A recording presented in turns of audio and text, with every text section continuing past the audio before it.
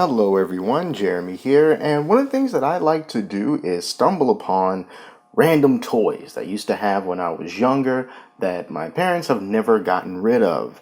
And look what I found today. This guy here. Do you know where this is from? Well, if you don't, I am going to tell you. I mean, if you do, I'm going to say it anyway. This is Skull Dungeon. This was part of a collection of Mighty Max toys. Mighty Max was a cartoon and a toy line in the early 90s, and it was kind of like the boys' version of Polly Pocket.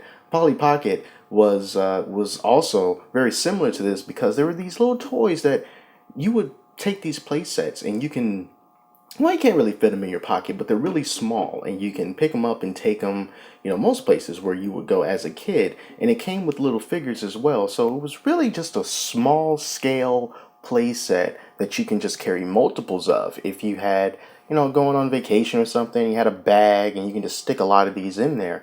So I had this, I had some more too. And I also had Skull Mountain, which was a really big set. And one of the things that they did was that they folded in on themselves to make them more compact. So of course the figures are long gone, but what we can do here with Skull Dungeon is you can open up his mouth.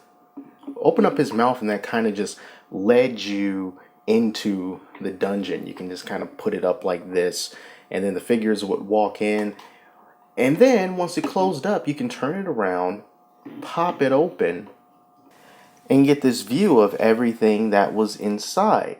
So you really just had to use your imagination a lot when it came to these kind of things. You had Max, I believe you had something that was like a Frankenstein type monster, and then maybe also a scientist.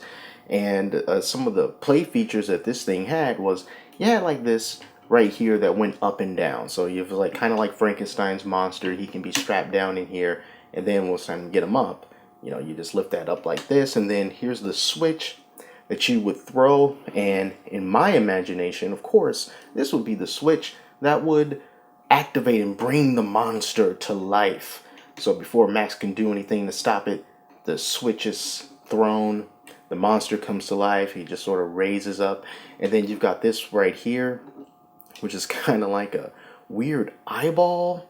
It looks like an eyeball. It's not an eyeball. It's really like just one of those science-y things where electricity and all kinds of crazy stuff is just kind of flying through it.